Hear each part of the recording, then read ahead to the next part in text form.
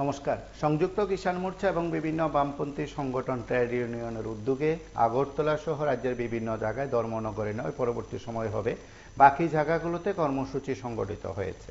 প্রত্যেক জায়গায় সেখানে মিছিল কর্মসূচি সংগঠিত হয়, তারপর সমাবেশ অনুষ্ঠিত হয়েছে। আগরতলার পাশাপাশি রাজ্যের বিভিন্ন জায়গায় ধর্মনগর ব্যতীত বিভিন্ন জায়গায় এই কর্মসূচি থেকে সংযুক্ত কিষাণ মোর্চা তাদের মতন করে যে সাংগঠনিক বার্তা সেটা দিয়েছেন। এবং আপনারা প্রত্যেকে জানেন, কিছু তথ্য বলছে যে 2024 সালে লোকসভা নির্বাচনে বিজেপি বেশ কয়েকটি আসনে হেরেছে। সেদিক থেকে যেখানে কৃষক আন্দোলন এবং তার প্রভাব পড়েছে, সেই সব লোকসভা নির্বাচনী ক্ষেত্রগুলোতে বিজেপির পরাজয় হয়েছে বলে সংযুক্ত কিষাণ মোর্চা তাকে কৃষক আন্দোলনের প্রভাব বলে মনে করছে। এবং গ্রামীণ এলাকায় যেখানে যেখানে বিজেপির পরাজয় হয়েছে সেখানে কৃষক আন্দোলনকে তেজি করা হয়েছে। গোটা রাজ্যে সেখানে 5 শতাধিক জেলায় সেখানে কর্মসূচি সংগঠিত করার দাবিদার সংযুক্ত কিষাণ মোর্চার বক্তব্য যে আজকের কর্মসূচি থেকে তারা সরকারকে হুঁশিয়ারি দিয়েছেন, যদি দাবি পূরণ না হয় আগামী দিনে বৃহত্তর আন্দোলন কর্মসূচি সংগঠিত করার ঘোষণা দেওয়া হয়েছে। বামপন্থী সংগঠনের এই কর্মসূচি থেকে যে রাজনৈতিক বার্তা সেটা ত্রিপুরার বিভিন্ন জায়গা থেকে দেওয়া সম্ভব হয়েছে বলে নেতৃত্বের দাবি। সেদিক থেকে আপনারা যারা রাজ্যের রাজনৈতিক দিক থেকে এই বিষয়গুলো দেখেছেন বা বিষয়গুলো সম্পর্কে উপলব্ধি করেছেন, সেদিক থেকে অবশ্যই এই কর্মসূচির নিরিখে বামপন্থীদের বাড়তি অক্সিজেন যোগানো, বামপন্থীদের শক্তি যোগানো এবং অবশ্যই রাজনৈতিকভাবে চমক দেওয়ার ক্ষেত্রে কতটা সময় উপযোগী পদক্ষেপ বলা হচ্ছে তা নিয়ে হয়তো বিভিন্ন মহলে চর্চা আলোচনা চলছে। সেদিক থেকে আজকের বিষয়ে আপনারা কথা বলুন। বামপন্থীদের কর্মসূচিতে রাজ্য থেকেও বার্তা, সেই নিরিখে আপনারা কি মনে করেন? আপনারা যারা আমাদের সঙ্গে নিয়মিত থাকেন, নিয়মিত কথা বলেন, বিভিন্ন সময় রাজনৈতিক প্রেক্ষাপটে আমরা বিষয়গুলোকে তুলে ধরতে চাই, বিষয়গুলোকে জোরালো করতে চাই। সেদিক থেকে রাজনৈতিক চমক তো অবশ্যই থাকে। প্রত্যেক কর্মসূচি থেকে কিছু বক্তব্য থাকে, প্রত্যেক কর্মসূচি থেকে কিছু কথা থাকে। আপনারা যারা আমাদের সঙ্গে নিয়মিত থাকেন, রাজনৈতিক দৃষ্টিভঙ্গি থেকে নানা সময় কথা বলেন, তারা অনেকেই বলছেন যে প্রত্যেকটি কর্মসূচির প্রেক্ষাপট অর্থাৎ প্রত্যেকটি কর্মসূচি থেকে কিছু কথা তুলে ধরা হয়। সেদিক থেকে আজ পবিত্র কর সহ অন্যান্য নেতৃত্ব আগরতলায় যে কর্মসূচিতে অংশ নিয়েছেন, প্রাক্তন মন্ত্রী মানিক দে, সিআইটিউ নেতা মানিক দে, তার পাশাপাশি শঙ্কর প্রসাদ দত্ত সহ অন্যান্যদের উপস্থিতিতে কর্মসূচি ছিল। যতটুকু খবর, আগরতলার বাইরেও রাজ্যের বিভিন্ন জায়গায় কর্মসূচি হয়েছে ধর্মনগর ব্যতীত। প্রত্যেক জায়গায় সেখানে মিছিল কর্মসূচি সংগঠিত করে সংগঠন যে বার্তা, সেই বার্তা পৌঁছে দেওয়ার চেষ্টা করেছে। এবং অবশ্যই এই কর্মসূচির মধ্য দিয়ে সাংগঠনিক যে বার্তা সেটা যেমন দেওয়া হয়েছে এবং ঠিক সংগঠন মনে করে এই সময়ের মধ্যে এক কঠিন পরিস্থিতির মধ্য দিয়ে দেশ চলছে, সেদিক থেকে তারা বিজেপির বিরুদ্ধে তাদের বক্তব্য রেখেছে। আজ প্রত্যেক বক্তারা তাদের ভাষণে সরব হয়েছেন। পেশাগত যে দাবিগুলো ছিল সেই দাবিগুলো নিয়ে যখন ব্যাখ্যা ছিল, তার পাশাপাশি এই সময়ের মধ্যে তাদের বক্তব্য উপস্থাপন করে কৃষক সহ সমস্ত অংশের মানুষের দাবিগুলোকে তারা সরকার বাস্তবায়ন করুক, সেটাই তারা চান। এবং প্রত্যেক জায়গায় কর্মসূচির মাধ্যমে সেই কথাগুলি নেতৃত্ব তুলে ধরেছেন। আমরা নেতৃত্বের বক্তব্য শুনবো, আপনাদের প্রত্যেকের কথা শুনবো। আপনারা রাজ্যের নানা জায়গা থেকে আমার কথাগুলো শুনছেন এবং অবশ্যই রেকর্ড করা বক্তব্যগুলো শুনবেন।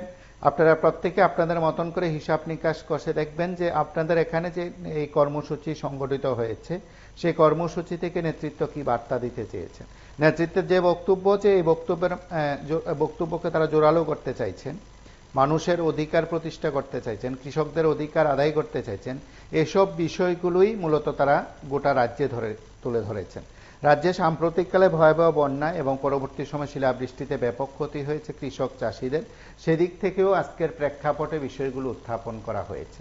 একদিকে ঐতিহাসিক কৃষক আন্দোলনের প্রেক্ষাপটে আজকের কর্মসূচি, তার পাশাপাশি রাজ্যের কৃষক, উৎপাদক, চাষি সহ সকল অংশের মানুষের অধিকার প্রতিষ্ঠার ক্ষেত্রেও তারা আজ তাদের মতন করে বিষয়টি উপস্থাপন করেছেন। এবং আপনারা যারা আমাদের সঙ্গে নিয়মিত থাকেন, নিয়মিত কথা বলেন, তারা অনেকেই বলছেন যে রাজ্যে প্রতিনিয়ত সেখানে কর্মসূচি সংগঠিত হয়, প্রত্যেকটি কর্মসূচি থেকে বার্তা দেওয়া হয়। নমস্কার, কি বলছেন? নমস্কার, বলতে চাই এত বড় রাম মন্দির করে 400 পার করতে পারলো না, অহংকারে তো রাবণ ধ্বংস হয়ে যায়। তো ত্রিপুরাতে এই অবস্থাই হবে আগামী দিনে, কেননা কিছু হচ্ছে না। তো বেকারের সংখ্যা বাড়ছে, চাকরি নেই। এখন তো মিসকল বাবাদের দেখা যায় না, বিপ্লব কুমার দেবকে দেখা যায় না, কত বড় বড় তো কথা বলেছিল। আসলেই নাকি সমস্ত অনিয়মিত কর্মচারীদের নিয়মিত করবে। এখন কোথায় ওরা? এখন তো ওদেরকে দেখা যাচ্ছে না। আর আগামী দিনে বিরোধীর দিকেই সব চলে যাবে। আগামী দিনে বিজেপির অবস্থা, আগামী 28-এ বিধানসভার আগে বিজেপির অবস্থা খুব খারাপ হয়ে যাবে। বিরোধী শক্তিশালী হয়ে যাবে, কংগ্রেস শক্তিশালী হবে। আর 28-এ নিশ্চিন্ন মানে 28-এ বিজেপি থাকবে না ত্রিপুরা রাজ্যে, আমার ধারণা।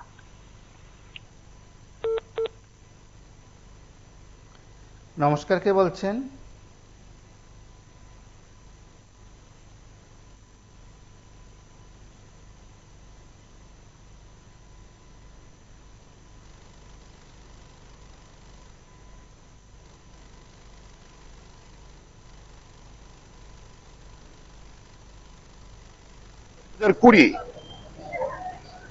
শ্রমিকরা ধর্মঘট ডেকেছিল শিল্পে 4 শ্রমকোড বাতিলের দাবিতে। ঠিক একই দিনে কৃষকরাও সেখানে দিল্লি চলো অভিযান ডাক দিয়েছিল, গ্রামীণ ভারত বন্ধের ডাক দিয়েছিল। এরপরে কৃষকদের আটকে দেওয়া হয়।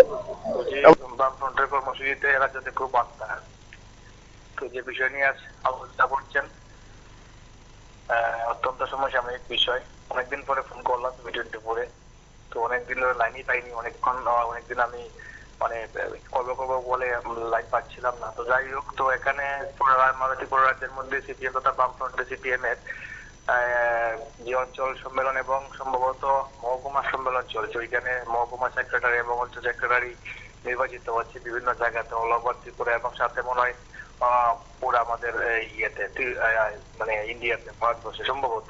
যাই হোক, তো দেখলাম বিভিন্ন জায়গাতে ফেস্টুন, ফ্ল্যাগ ফেস্টুন দেখলাম সিপিএম এর আগরতলা জুড়ে অনেক জায়গাতে ফেস্টুন, একদম আগরতলা প্রাণ কেন্দ্রে সিপিএম এর ফেস্টুন এবং ফ্ল্যাগ। সবচেয়ে ভালো লাগলো দেখে যে মানিক শাহর জামানাতে ফ্ল্যাগ ফেস্টুন ছিঁড়ার মতো সাহস মানে হচ্ছে না। দুই দল থেকে, মানে বিজেপি হোক বা কংগ্রেস থেকে হোক বা যে কোনো দল থেকেই হোক, যে সিপিএম এর ফেস্টুন ফ্ল্যাগ ছিঁড়ে ফেলবে, ওইটা কিন্তু আমরা 18 পরে 19, 20, 21-এ দেখেছিলাম বিপ্লব কুমার দেবের জামানাতে, যখন উনি মুখ্যমন্ত্রী ছিলেন। অনেক জায়গাতে বিরোধী দল তো মানে ফ্ল্যাগ লাগানোর তো সুযোগই পায়নি, এবং মানে যে লাগিয়েছে তার কোমর নয়তো হাত পা ভেঙে দেওয়া হয়েছে। কে ভেঙেছে এটা আমি জানি না, আমি নাম বলতেও চাই না, কিন্তু ভেঙে দেওয়া হয়েছে। অনেক কর্তব্যটিকে মিডিয়াতে খবর এসেছে যে বিরোধী দল করার অপরাধ এবং ফ্ল্যাগ লাগানোর অপরাধে মাথা ফেটিয়ে দেওয়া হয়েছে, হাত পা ভেঙে দেওয়া হয়েছে, বাড়িঘর পুড়িয়ে জ্বালিয়ে দেওয়া হয়েছে। তো ওইটা মানিক শাহ, আমাদের যিনি রেসপেক্টেড মুখ্যমন্ত্রী ডক্টর মানিক শাহ জামাতে কিন্তু হচ্ছে না। সমস্ত দল এবং বিজেপি সবাই কিন্তু একত্রেই কিন্তু আন্দোলন এবং কর্মসূচি সংগঠিত করছে। তার জন্য মানিক শাহের জামানা, আমাদের বিজেপি সরকারের যে জামানা, মানিক শাহ জামানাকে অবশ্যই রেডি দিতে হয় যে গণতন্ত্রের জায়গায় গণতন্ত্র, সরকারের জায়গায় সরকার, বিরোধী দলের জায়গায় বিরোধী দল। ওইটা উনি এখনো অব্দি ঠিক রাখছেন। আর একটা লাস্ট পর্যায়ে। নমস্কার, কে বলছেন?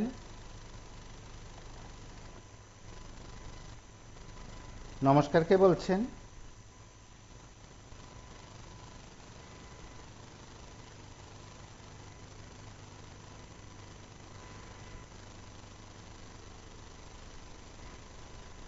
আটকে দেওয়া হয় এবং 384 দিন লাগাতার অবস্থান করে 750 জন শহীদের মৃত্যুবরণ করে তারপর নরেন্দ্র মোদী বাধ্য হয় 3 কৃষি আইন বাতিল করতে। কিন্তু এরপরেও আমাদের এই দাবিগুলি রয়েছে। কিন্তু আজকে 3 বছর পেরিয়ে 4 বছরে পড়েছে, এই দাবি মানা হয়নি। তাই এইবার আবার সমস্ত কেন্দ্রীয় ট্রেড ইউনিয়ন এবং সংযুক্ত কিষাণ মোর্চা সিদ্ধান্ত নিয়েছে এই জমায়েত আমাদের সারা দেশের 500 জেলায় হবে, ত্রিপুরায় সমস্ত সাব ডিভিশনে এবং আগরতলায় কেন্দ্রীয়ভাবে হচ্ছে। এই জমায়েত থেকে আমরা সাবধান করতে চাই, এটা চেতাবনী সমাবেশ ডাক দিয়েছে যে আগামী 3 মাসের মধ্যে যদি এই দাবি না মানা হয়, গোটা দেশ আবার শ্রমিক কৃষকের লড়াইয়ে উত্তাল হবে। মোদী এটা টের পাবেন, এই জন্য আজকে আমাদের জমায়েত। আমাদের সংযুক্ত কিষাণ মোর্চার নেতৃবৃন্দ এবং ট্রেড ইউনিয়ন যারা আমাদের রাজ্যের মধ্যে রয়েছে, তার নেতৃবৃন্দ এবং আজকের এই মিছিল জমায়েতে উপস্থিত সংগ্রামী বন্ধুগণ, মায়েরা, বোনেরা, ইতিমধ্যে আপনারা জেনেছেন যে কেন্দ্রীয় ট্রেড ইউনিয়নগুলো এবং সংযুক্ত কিষাণ মোর্চা যৌথভাবে গোটা দেশে 5 শতাধিক জেলায় এই চেতাবনী সমাবেশ নরেন্দ্র মোদী সরকারকে সতর্ক করার জন্য 12 দফা দাবি নিয়ে আমরা উপস্থিত হয়েছি। আমাদের রাজ্যে এই আগরতলা ছাড়াও আমাদের বাকি যে 20টি সাবডিভিশন রয়েছে এইগুলিতে আজকে এই মিছিল সমাবেশ সংগঠিত হচ্ছে। 1-2টি জায়গাতে অসুবিধার জন্য হয়তো পরে করবে, 1-2 দিনের মধ্যেই করবে, সারা রাজ্যে এটা হচ্ছে। যে কথাটা বলবো, 1920 সালে এই 20শে নভেম্বর নমস্কার, কে বলছেন? কেন্দ্রীয় ট্রেড ইউনিয়ন গুলো কুমারঘাট থেকে বলছিলাম। হ্যাঁ বলুন। হ্যালো, লাইভে আছেন, কথা শোনা যাচ্ছে। এবং কর্মসূচি যাই হোক, বামপন্থী, ডানপন্থী আর দক্ষিণপন্থী যারাই হোক, কিন্তু কৃষকদের আন্দোলন যে কোনো রাজনৈতিক দলের, আমাদের দেশের ক্ষেত্রে সারা ভারতবর্ষের সাধারণ নাগরিকরা কিন্তু সমর্থন করার প্রয়োজন। গত লকডাউন চলাকালীন সময় কয়েকশো, হয়তো আমরা দেখিনি সংবাদ মাধ্যমের তথ্য অনুযায়ী, কয়েকশো কৃষক মারা গিয়েছে বলতে বিভিন্ন কারণে বা হত্যাও করা হয়েছে। খুব দুঃখজনক। ভারতবর্ষের অর্থনীতির মূল মেরুদণ্ড হলো কৃষি। কৃষকদেরকে যে কোনো ধরনের হোক, যে কোনো রাজনৈতিক দলের হোক, তারপরেও তো বর্তমান প্রধানমন্ত্রী এটা উদ্যোগ করেছে, কিন্তু প্রাণগুলো তো আর পাওয়া যায়নি। রাজনীতির ঊর্ধ্বে উঠে সবাই যেন কৃষকদের পাশে থাকে। যে কোনো রাজনীতির যে কোনো মতাদর্শের হতেই পারে, কিন্তু কৃষকদের উত্তরপ্রদেশে দেখলাম ওই কি বলবো, সারের জন্য, ওই যে সবজিতে বা বিভিন্ন চাষাবাদের জন্য সার নেওয়া হয়, এটার জন্য মারামারি উল্লাহনি মানে চলছে, বিভিন্ন রাষ্ট্রীয় মিডিয়া দেখাচ্ছে। তো চিন্তা করেন অবস্থা। মানে আমাদের এখানে 40 টাকা 50 টাকা কেজি আলু ক্রয় করে খেতে হচ্ছে। পেঁয়াজ, মানে আমাদের ত্রিপুরা তো কোনোভাবে সহায় সম্পূর্ণ নাই, কৃষিতে নাই, মৎস্য, পশু, মাছ, ডিম 25 টাকা আলি, 4টা ডিম 35 টাকা। মরিচ কিছু বর্তমানে কিছু কমেছে, মানে 25 টাকা 32 টাকা চলছে, আগে তো 50 টাকা 60 টাকা চলছে। মানে এত দিন হচ্ছে আমাদের দেশ স্বাধীন হয়েছে, কিন্তু কৃষি বা সাধারণ জিনিসে মানে যেগুলি একদম মানব সমাজের জন্য একদম প্রয়োজনীয়, এগুলো স্বয়ংসম্পূর্ণ হতে পারছে না। খালি মুখে মুখে দেখবেন হয়ে গেছে। মাছে মাংস বা দেখেছিলাম মাছে স্বয়ংসম্পূর্ণ, মাংস স্বয়ংসম্পূর্ণ, কিন্তু বহিরাজ্য থেকে যদি সবজি এত না আসে, ত্রিপুরা একদম বসে যায়। কৃষক আন্দোলনকে রাজনীতির ঊর্ধ্বে উঠে সমর্থন করছে। মানে ফুল ওনারা যেন ওই যে বিভিন্ন মাল্টিনেশনাল কোম্পানিগুলিকে যেমন ছাড় দেয়, কৃষকদের যেন মুকুব করে দিয়ে ওনাদেরকে বললাম সার নেই, এই বিভিন্ন তারা যে কৃষিকাজের সামগ্রী নেই, গরিব আছে অনেক, রাজস্থান, হরিয়ানা, উত্তরপ্রদেশের এইসব কৃষকরা আছে, ঋণের জন্য মারা যাচ্ছে। এগুলো যেন দেখে অন্যথায় যেন এবারে যদি এরকম দিল্লি অভিযান আন্দোলন হয়, যেন মোদী আর মানে বসতেই না পারে। এরকম হোক। আমি চাই না যে অন্য কোনো উদাহরণ দেওয়ার জন্য, কিন্তু কৃষকরা খেপে হচ্ছে। আর ভুল তো মনে করুন ভোট কেটে মহারাষ্ট্র আর ওই ঝাড়খণ্ডে ইতিমধ্যে কিন্তু অ্যানালাইসিস শুরু হয়ে গেল। আজকে দেখলাম রাষ্ট্রীয় মিডিয়াতে মানে অসামঞ্জস্যপূর্ণ ভাবে যারা ভোট দিয়েছে তারা পুরোপুরি কাউন্ট হয়নি, এরকম দেখছি বসে বসে মিডিয়াতে। তথ্য সমৃদ্ধ কথা, মানে তথ্য অনুযায়ী মহারাষ্ট্রে এরকম হয়েছে। যাই হোক, সুপ্রিম কোর্টে যাবেন না, বিচার করবেন, এটা কিন্তু কৃষকদের পাশে বাম করে, ডান করে, বিজেপি করে, যেটা করে কৃষকদের পাশে আমি ছিলাম, আছি, সবসময় থাকবো, 100% আমি সমর্থন করবো। কিন্তু আগামী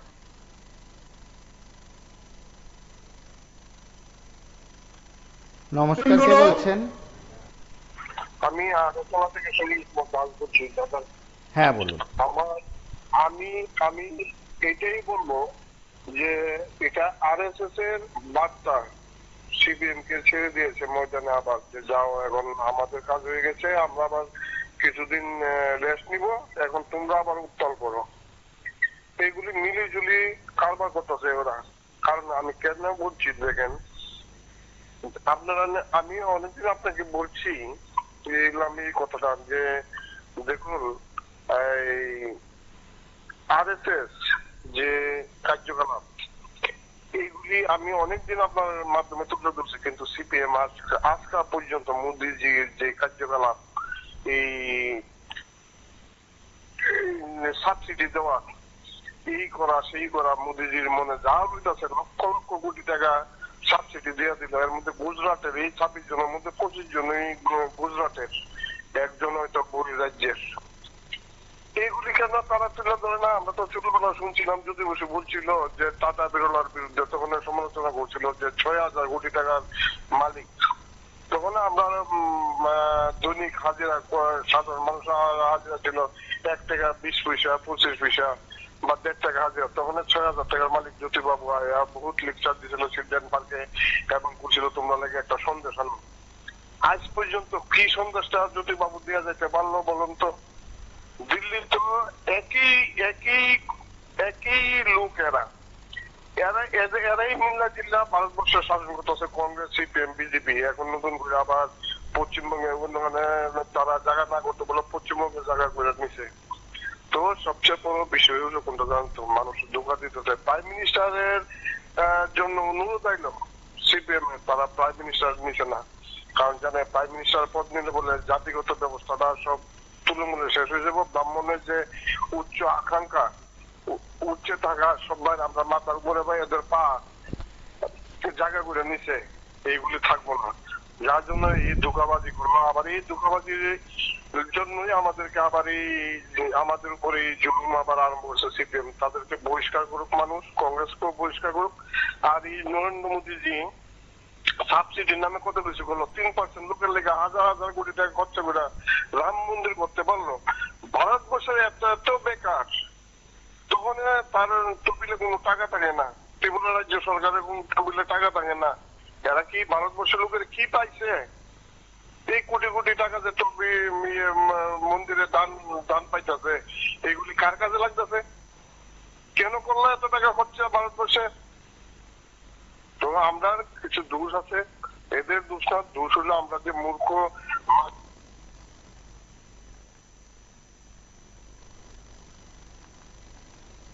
নমস্কার, কে বলছেন?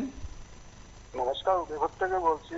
বামপন্থী যে কর্মসূচি থেকে যে বার্তাটা কৃষক শ্রমিকের, যে আজকে যে সারা রাজ্যে এবং বামপন্থীরা যে দাবিগুলা কেন্দ্রের কাছে বার্তাটা পৌঁছিয়েছেন, কারণ আজকে যে দাবিগুলা কৃষক ক্ষেত মজুরের, এটা হলো একটা জ্বলন্তর দাবি। কারণ আমরা দেখলাম আজকে উদয়পুরের মাধ্যমে যারা আলোচনা করেছে শুনলাম, কৃষকের জন্য, রেগার শ্রমিকের জন্য, ভূমিহীনদের জন্য অনেক বিষয় কিন্তু আছে। সবচেয়ে হলো মানুষের জনস্বার্থে, সারা ত্রিপুরা রাজ্যের মানুষের স্বার্থে কিন্তু বামপন্থীরা সারা ত্রিপুরা রাজ্যে মহকুমার গুলার মধ্যে আজকে প্রতিবাদ মিছিল, দাবি দাবার মিছিল করেছে। কিন্তু সব জায়গা করতে পারেনি, দু একটি জায়গাতে জটিলতার কারণে, আইনের কারণে করতে পারেনি। কিন্তু বেশিরভাগ অংশেই কিন্তু আজকে বামপন্থীরা এই দাবিগুলা প্রশ্ন করে দিল্লির কাছে দাবিগুলা সমাজ পাঠার চেষ্টা করবে। কিন্তু এই রাজ্যে যখন এই সরকার, সবটাই সরকারের উপর নির্ভর করে রাজ্য সরকার এবং কেন্দ্রীয় সরকার, কারণ ডবল ইঞ্জিনের সরকার এবং আরো যারা রয়েছে যুক্ত, কিন্তু আসলে ত্রিপুরা রাজ্যের জনগণের জন্য যে কেন্দ্রের রাজ্যের সরকার কতটুকু কাজ করেছে এখন পর্যন্ত, কৃষক শ্রমিক যারা বন্যা কবলিতে পড়ে রয়েছে, কিন্তু তাদের জন্য কোনোটাই এখন পর্যন্ত করতে পারেনি। সার ওষুধের দাম যেভাবে বেড়ে চলছে, কিন্তু কৃষক কি করে উন্নত করতে পারবে যদি সরকার যদি তার পাশে না থাকে? কিন্তু সেই দাবিগুলো আজকে বামপন্থীরা দাবিগুলা কর্মসূচির মাধ্যমে বামপন্থীরা বার্তা দিয়েছে। কারণ এই কৃষকের যে দাবিগুলার মধ্যে সারা ত্রিপুরা রাজ্যের কৃষক এগিয়ে আসার দরকার, না হলে আগামী দিনে যে কৃষি জীবনটা কিন্তু নষ্ট হয়ে যাবে। কারণ এখন কৃষি করার ক্ষেত্রে কিন্তু মানুষ করতেছে না আগে যেরকম ভাবে কৃষি জমি করতো, কিন্তু এখন যারা জমির দাগাবে, তাদেরকে চাষের দাম দিতে হয়, সার ওষুধের দিতে হয়, কিন্তু ধানের মালিক খেরের মালিকও হয় না। কারণ এই কৃষিকাজ করার ক্ষেত্রে যে পরিমাণে খরচা হয়, কিন্তু যারা বর্গা চাষি করে তাদের কিন্তু পোষে না, তার জন্য কিন্তু মালিকের উপরে আসে। তার জন্য কিন্তু এই দাবি দাবা সার ওষুধের ভর্তুকির মাধ্যমে সরবরাহ করা, বিএলডব্লিউ মাধ্যমে যে ওষুধগুলো আসার কথা সেটি পর্যাপ্ত পরিমাণ থাকার কথা, কিন্তু মানুষ দিনের পর দিন বিএলডব্লিউ অফিসে যায়, সার ওষুধ পাচ্ছে না। কিন্তু চোরা বাজারে কিন্তু খোলা মার্কেটে কিন্তু পাওয়া যাচ্ছে রেট বেশি। কিন্তু সেই জন্য কিন্তু আজকে বামপন্থীরা আন্দোলন এবং দাবি সনদ করেছে। কিন্তু বামপন্থীরা তো আজকে নতুন করেনি, সারা বামপন্থী আমরা দেখলাম বামপন্থী সরকার সমস্ত ক্ষেত্রে কিন্তু দাবি কেন্দ্রের সরকারের কাছে প্রতিনিয়ত দাবি জানিয়ে আসছে। আমরা দেখলাম রেলের জন্য দাবি করেছেন, সর্বক্ষেত্রে কিন্তু আমরা যখন শুরু ছিলাম 100 দিনের কাজ চাই, ত্রিপুরা রাজ্যে রেল চাই, আমরা দেখলাম মানিক সরকার তারা যারা শুনলাম আমরা দেখি নাই, তারা দিল্লিতে ধর্ণা দিয়েছে রেলের জন্য, কিন্তু ত্রিপুরা রাজ্যে রেল আসলো, রেগাও আসলো দেবগুড়া সরকারের সময়। কিন্তু 2000 নমস্কার, কে বলছেন? নমস্কার, কে বলছেন?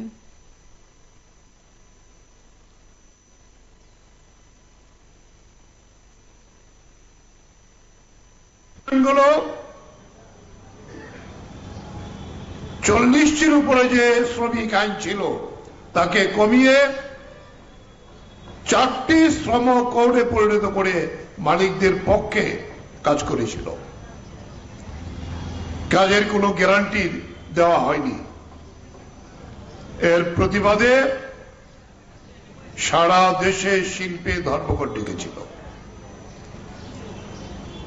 আগে থেকে কৃষকরা সংযুক্ত মোর্চার নেতৃত্বে যে কৃষি আইন 3টি করেছিল, একেবারে অর্ডিন্যান্স শুরু থেকে আরম্ভ করে আমরা তার বিরোধিতা করে আসছি।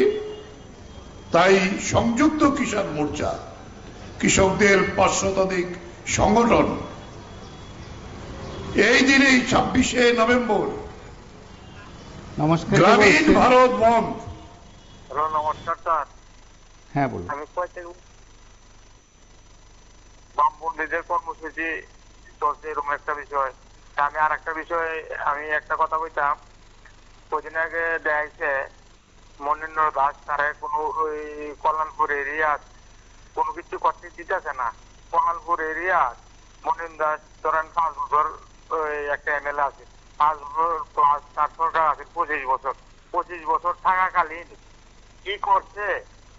আর ধরেন ওখানে কিনেকে দাস তো 5 বছর ছাড়িয়া 6 বছর হয়েছে, কি করছে এই জিনিসটা প্রেসিডেন্ট উঠছেন কল্যাণপুর 27 প্রমোদনগর কল্যাণপুর বিধানসভাটা। আজকের বিষয় নিয়ে কিছু বলবেন? ওই আজকের বিষয় নিয়ে কিছু বলবেন? হ্যাঁ, আজকের বিষয় নিয়ে কিছু বলবেন? না না, এটা আজকে এর মধ্যে সিপিএম এর একটা বিষয় নিয়ে তো আজকে কথা বলতেছেন। আজকের বিষয় নিয়ে কথা বলুন। আর অন্য কোনো পরামর্শ থাকলে আমাদের মাধ্যমগুলোতে লিখে পাঠাবেন। আজকের বিষয় নিয়ে কথা বলুন। না না, এরকমই ঠিক আছে। নমস্কার।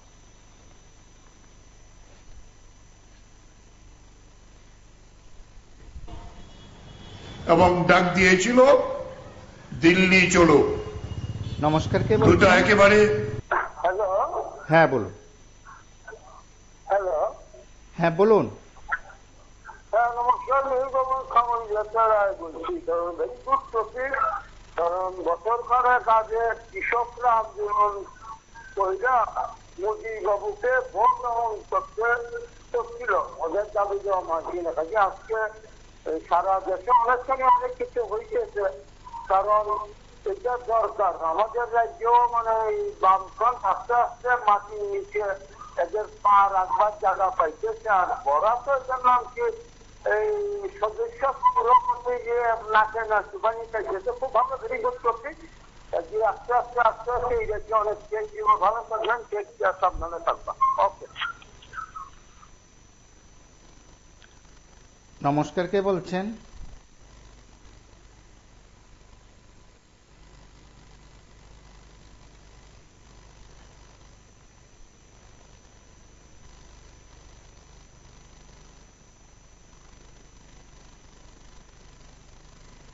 একেবারে কোয়েল সাইজ শ্রমিক এবং কৃষকদের সংগ্রাম। শ্রমিক ধর্মঘট হওয়ার পরে কৃষকরা যখন আসছিলেন প্রথম হরিয়ানা সীমান্তে, তাদেরকে কাঁটা তারের বেড়া দিয়ে হিন্দুস্তান পাকিস্তানের যে বেড়া আটকাবার চেষ্টা করেছিল। সবকিছু মারিয়ে দিল্লির উপকণ্ঠে লক্ষ লক্ষ কৃষক যখন হাজির হয়, কেন্দ্রীয় সরকার প্রথম ব্যারিকেড তৈরি করে তার সীমান্তে 5টি জায়গাতে, দিল্লির 5টি যে জাতীয় সড়ক দিল্লিতে প্রবেশ করেছে সেখানে, এরপরেও যখন দেখছে কৃষকের স্রোত বন্ধ করা যায় না, পরীক্ষাকরণ করেছে। লক্ষ লক্ষ প্যারামিলিটারি ফোর্স সেখানে সামিল করিয়েছিলেন। কৃষকরা অনড় হয়ে সেই অবস্থানে বসেছিলেন। তখন আপনারা জানেন গোটা পৃথিবীতে কোভিড আক্রান্ত, আমাদের দেশেও, কিন্তু কৃষকরা উঠেনি। 3বার 4বার নিয়ম মাফিক সেখানে কথা বলার চেষ্টা করেছে কেন্দ্রীয় সরকার, কিন্তু দাবি মানা, আইন মানা, তার কোনো ব্যবস্থা করেনি। এরপর কৃষকরা 384 দিন এই জায়গায় রোদ, বৃষ্টি, শীত এর মধ্যেও, এই কোভিডের মধ্যেও লড়াই চালিয়ে গেছে। এটা যে লড়াই তৈরি হয়েছিল, এটা শুধু ভারতবর্ষে না, পৃথিবীর ইতিহাসে এত বড় বৃহত্তম কৃষক সংগ্রাম অতীতে হয়নি। এবং আজকে আমরা দেখছি শুধু ভারতবর্ষে না, ফ্রান্সের কৃষকরা, ব্রিটেনের কৃষকরা, ইউরোপের বিভিন্ন দেশের কৃষকরা ওই আমাদের দেশের কৃষকদের মতো ট্রাক্টর দিয়ে সেখানকার আন্দোলনে বলছে এটা ভারত থেকে আমরা শিখেছি, আমরা ভারত থেকে এই লড়াইয়ের প্রেরণা পেয়েছি। এই সংগ্রামের পরে প্রায় 1 বছর অতিক্রান্ত হয়ে গেলে পরে নরেন্দ্র মোদী একবারের জন্য কৃষকদের কাছে আসেনি। 2021-এ গুরু নানকের জন্মদিনে, নমস্কার, কে বলছেন? তিনি রেডিও এবং দক্ষিণ ত্রিপুরা থেকে বলছি। আমাদের বিভিন্ন কর্মসূচি দেখে ভালোই লাগলো, অনেকদিন পরে একসাথে সারা রাজ্যের বিভিন্ন মহকুমা এবং জেলা কমিটিতে এরকম হচ্ছে, এটা দেখে ভালোই লাগলো। ধীরে ধীরে আমরা মাঠে বুঝতে পারছে। তাছাড়া বিভিন্ন লোকাল এবং মহকুমার অঞ্চল সম্মেলনগুলির মধ্যে আপনার যুবদের প্রাধান্য দেওয়া হচ্ছে, এটা খুব ভালো বিষয়। নমস্কার।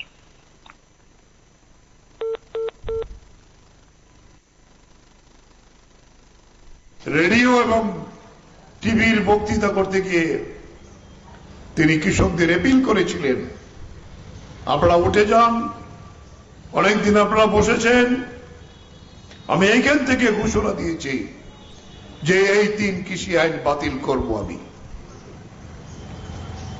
আমাদের সংযুক্ত কিষাণ মোর্চা এটাকে গ্রহণ করেছিল, যে আমরা প্রধানমন্ত্রী যেহেতু বলেছে আমরা তাকে স্বীকার করি, কিন্তু আমাদের অবস্থান শেষ হবে না। এটা পার্লামেন্ট আইন হয়েছে, পার্লামেন্টে গিয়েই তা বাতিল করতে হবে। পার্লামেন্টে বাতিল হয়েছে, তারপরে সংযুক্ত মোর্চার কথা মতো আমাদের 5 জনের প্রতিনিধি, কৃষি দপ্তরের আধিকারিকরা মিটিং করে সিদ্ধান্ত করেছে যে এই আন্দোলনের যে অপূর্ণ দাবি, বাতিল হয়েছে কৃষি আইন, কিন্তু ফসলের যে ন্যূনতম সহায়ক মূল্য, আমার উৎপাদন খরচ তার 50% উপরে দাম দিতে হবে, যেটা নরেন্দ্র মোদী প্রতিশ্রুতি দিয়েছিলেন, এইটা মানতে হবে। দ্বিতীয়, স্মার্ট মিটার বসানো যাবে না। আরেকটা প্রধান দাবি, এই সমস্ত কেস তুলে নিতে হবে। আমাদের কৃষক নেতাদের উপর যে কেস হয়েছে, 750 জন এই আন্দোলন করতে গিয়ে শহীদের মৃত্যুবরণ করেছে, তাদের প্রত্যেকের পরিবারকে ক্ষতিপূরণ দিতে হবে এবং একজন করে চাকরির ব্যবস্থা করতে হবে। লিখিতভাবে কেন্দ্রীয় কৃষি সচিব আমাদের প্রতিনিধিকে দিয়েছিলেন। আমাদের সরকার অতি সত্বর এই কথা মানা হবে।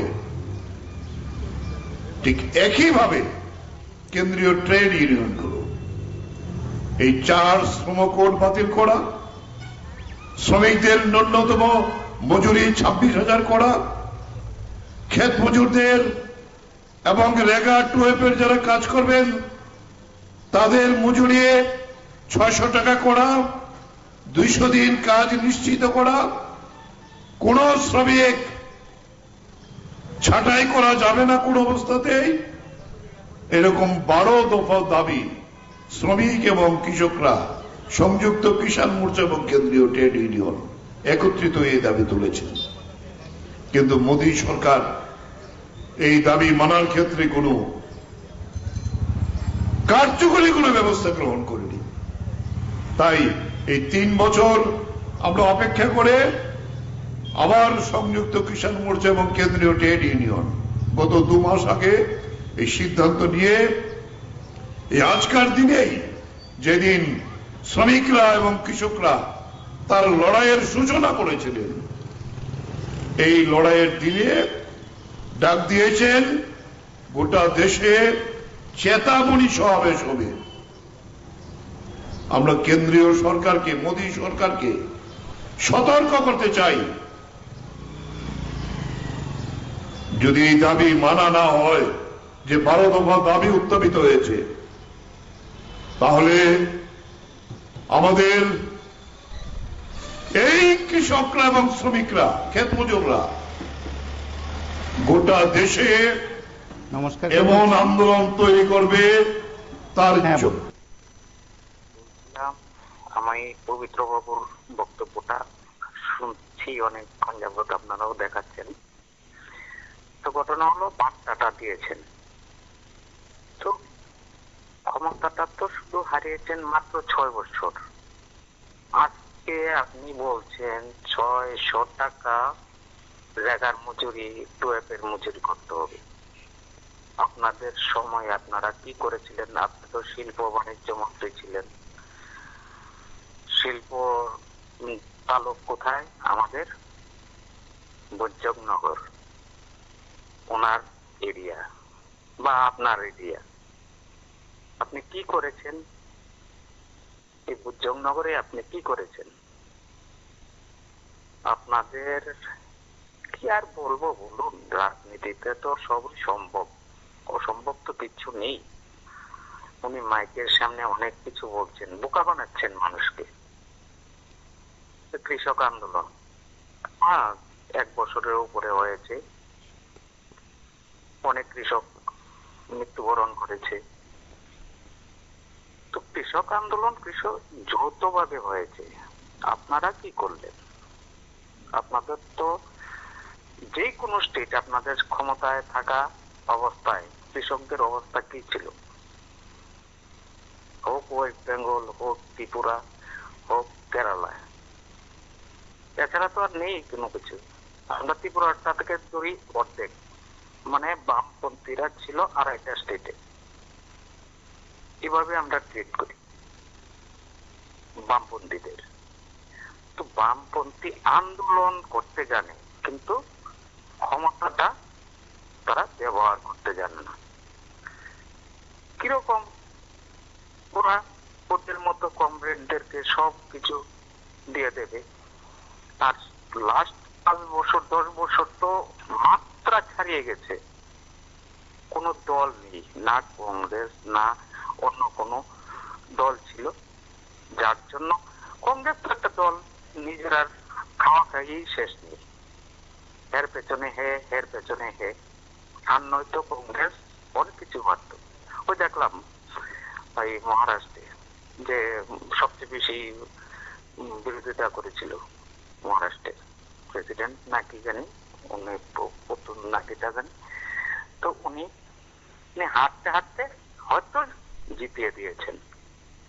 সেগুলো আমরা প্রত্যেকদিন প্রত্যক্ষ করি।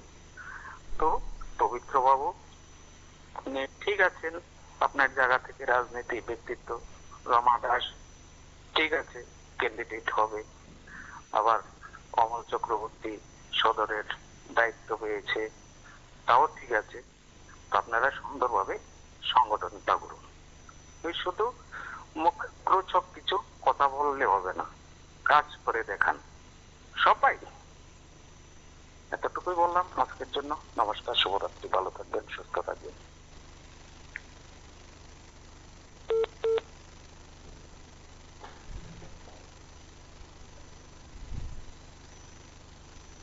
যে আমাদের দেশে আজকে প্রতিটি রাজ্যে শ্রমিক এবং কৃষকরা নরেন্দ্র মোদী সরকারকে সতর্ক করার জন্যে কর্মসূচি গ্রহণ করেছেন। 12টি আমাদের দাবি। এই দাবির সাথে শুধুমাত্র শ্রমিক বা কৃষক ক্ষেতমজুরদের স্বার্থই যুক্ত নয়, সমাজের সকল অংশের মানুষের স্বার্থ তাতে যুক্ত আছে। এই দাবিগুলি যদি পূরণ করা যায় তাহলে পর সমাজের সকল অংশের মানুষ উপকৃত হবেন। কিন্তু আমরা লক্ষ্য করছি আমাদের দেশে আজকে এক স্বৈর শাসক রাজত্বে আছেন। কোন রকম গণতন্ত্রের তোয়াক্কা তিনি করেন না, এবং এই স্বৈর শাসকের যারা সহায়ক আছে, সহযোগী আছে, তারাও রাজ্যে রাজ্যে মানুষের উপর একের পর এক বোঝা চাপাবার চেষ্টা করছেন। আমাদের ভাবতে লজ্জা হয়, আমাদের দেশের একজন সর্বোচ্চ স্তরের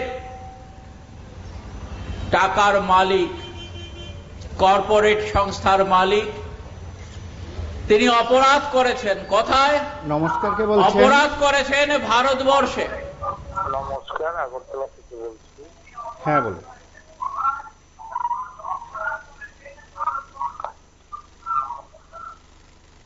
দেখুন, আসলে পবিত্র বাবু যাই বলছেন এটা রাজনৈতিক বক্তব্য, এটা হতেই পারে। আসলে প্রকৃত আন্দোলন বামপন্থীরাই করেছে, কৃষক থেকে শুরু করে খ্যাত মজুর সকলের জন্য। এবং ত্রিপুরাতে কিছু কাজ করেছে বামপন্থীরাই, বামফ্রন্ট সরকার বিশেষ করে। আমি অনেকদিন বলেছি সরকারি অফিসগুলি সরকারি জায়গায় ছিল না, ভাড়া বাড়িতে, মানুষের বাড়িতে ভাড়া থাকতো। এই যে সৃষ্টি করেছে অফিস কমপ্লেক্স, এটাই বামপন্থী করে। আর না হতো এই বাজেটের অর্ধেক টাকা আজকে চলে যেত ভাড়া দিতে, সরকারি অফিস ভাড়া দিতে।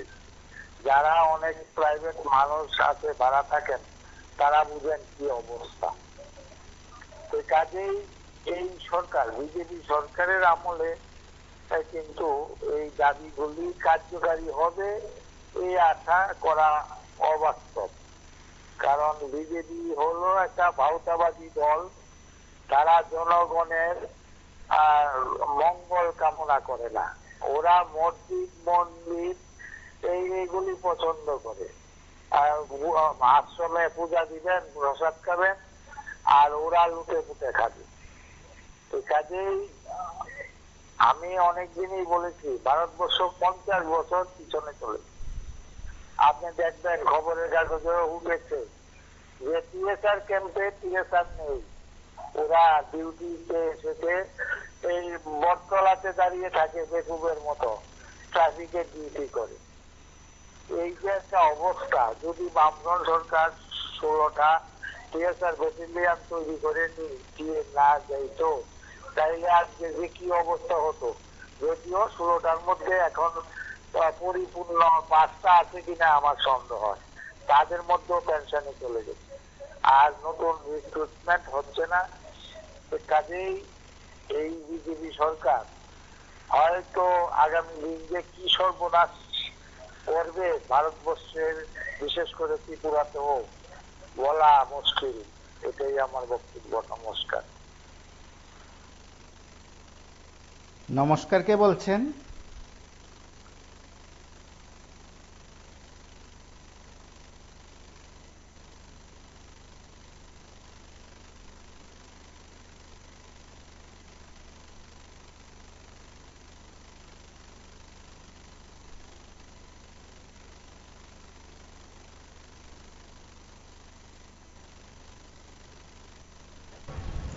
ভারতবর্ষের বিভিন্ন দপ্তরে বিদ্যুতের সাথে যারা যুক্ত যে সমস্ত সংস্থা অফিস আছে,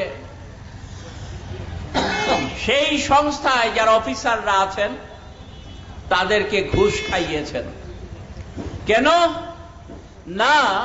কম দামের বিদ্যুৎ বেশি দামে তাদেরকে কিনতে হবে, আর সেই কোম্পানি যদি বেশি দামে বিদ্যুৎ কিনে তাহলে সেই বিদ্যুৎটা গ্রাহকের কাছে কত দামে যাবে? আমি যদি 10 টাকা প্রতি ইউনিট বিদ্যুৎ কিনি তাহলে পর গ্রাহকদের কাছে সেই বিদ্যুৎ তো 10 টাকায় যাবে না, 12-15 টাকায় যাবে প্রতি ইউনিট বিদ্যুৎ কম করো। তাহলে এমন একজন বড় ব্যবসায়ী আমাদের দেশের, যিনি বিভিন্ন বিদ্যুৎ কোম্পানিগুলোকে তার বিদ্যুৎ, তার উৎপাদিত বিদ্যুৎ কিনতে বাধ্য করেছেন ঘুষের বিনিময়ে, এবং যেখানে মারাত্মক বেশি দামে সেই সংস্থাগুলো বিদ্যুৎ কিনে গ্রাহককে আরো বেশি দামে যখন বিক্রি করছে, এবং এটা যখন অপরাধ বলে চিহ্নিত হয়েছে, কোথায়? সারা পৃথিবীতে সব দেশেই এটা অপরাধ। কিন্তু দুর্ভাগ্য হচ্ছে আমাদের এই অপরাধ চিহ্নিত করলো কারা? মার্কিন যুক্তরাষ্ট্রের বিচার বিভাগের সাথে যারা যুক্ত আছে তারা চিহ্নিত করলো যে ভারতবর্ষের একজন ব্যবসায়ী তিনি এখানে ভারতবর্ষে অপরাধ করেছেন, আর চিহ্নিত করলো মার্কিন যুক্তরাষ্ট্রের বিচার বিভাগের সাথে যারা যুক্ত তারা চিহ্নিত করলেন। এ সম্পর্কে আমাদের দেশের সরকার কি ভূমিকা গ্রহণ করছে? কোনো ভূমিকা নেই। আপনারা শুনেছেন গতকালকে শুধুমাত্র একটা শব্দ, যে ভদ্রলোক এই অপরাধের সাথে যুক্ত, যিনি চূড়ামণি হয়ে বসে আছেন, সেই শব্দটা ব্যবহার করা হয়েছিল বলে পার্লামেন্টের রাজ্যসভা এবং লোকসভা সাথে সাথেই স্থগিত করে দেওয়া হয় সমস্ত কাজকর্ম। এটা কিসের লক্ষণ? এটা হচ্ছে স্বৈরাচারের লক্ষণ। আমাদের দেশের মানুষের জীবনের সমস্যার যখন সমাধান করা যাচ্ছে না, আমার শ্রমিকরা যখন দাবি করছেন ওই সুপ্রিম কোর্ট রায় দিয়ে 2014 সালে NTPC national thermal power company এখানে কাজ করতেন 1,27,000 কর্মচারী যারা রেগুলার নিয়মিত। এখন এটা সংখ্যা 4,500। মুদির কল্যাণে এটা 4,500। বাকি সব চুক্তিবদ্ধ প্রথায় চলে গেছে। পাওয়ার গ্রিড আরেকটা লাভজনক সংস্থা, সেন্ট্রাল গভর্নমেন্টকে 80,000 থেকে 90,000 কোটি টাকা লাভ দেয়। এখানে ছিলেন 20,000-এর মতো ওয়ার্কার, এখন এটা এসে নেমেছে 1,400। কোথায় নিয়ে দাঁড় করিয়েছে? বাকি সবটা চুক্তিবদ্ধ প্রথা, কাজ করো ছেড়ে দাও, কাজ করো ছেড়ে দাও। অর্থাৎ রেশুটা চলে গেছে 70-30 দিকে। Steel authority of India limited, এটাও লাভজনক। এখানে ছিল 45,000 রেগুলার ওয়ার্কার, এটা এখন কন্ট্রাক্ট ওয়ার্কার হয়েছে 70,000, আর রেগুলার ওয়ার্কারের সংখ্যা আরো অনেক কমে গেছে। অর্থাৎ বুদ্ধিমানে কাজ যেটা করেছে নরেন্দ্র মোদী, ঠকানোর জন্য, লুটপাটের জন্য চুক্তিবদ্ধ প্রথায় লোক নাও, রেগুলার ওয়ার্কার সব শেষ করে দাও। ধ্বংসের কিনারায় নিয়ে গেছে। বেকাররা কোনো কাজ পাবেন না। কাজ পাওয়ার ক্ষেত্রে 56টা পাবলিক সেক্টর আন্ডারটেকিং ছিল, অধিকাংশ লাভজনক। এর মধ্যে এটা কমতে কমতে এখন সম্ভবত 20-21টাতে চলে এসছে, বাকিগুলো বিক্রি হয়ে গেছে। বিক্রি করেছেন বন্দর আদানি, দেশের সবচেয়ে বড় সর্বনাশকারী এবং নরেন্দ্র মোদীর খুব কাছের লোক, বিজেপির খুব কাছের লোক, এবং এটা পরিষ্কার বন্ডের টাকা যারা। আপনারা শুনলেন বিভিন্ন স্তরের বক্তাদের বক্তব্য। অবশ্যই তারা তাদের বক্তব্যের মাধ্যমে গোটা দেশের মানুষের কাছে যেমন বার্তা পৌঁছে দিয়েছেন, বিভিন্ন জায়গার কর্মসূচি, রাজ্যের প্রেক্ষাপটে তারা বলেছেন।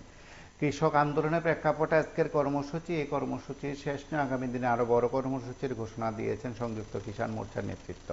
আপনারা যারা রাজ্যের বিভিন্ন জায়গা থেকে এই কর্মসূচিগুলো দেখছেন, অবশ্যই নজর রাখবেন। আরো অনেক রাজনৈতিক কর্মকাণ্ড নিয়ে আমাদের আয়োজন থাকবে, আমরা কথা বলবো আপনাদের প্রত্যেককে নিয়ে। আজ এই পর্যন্তই। নমস্কার, শুভরাত্রি।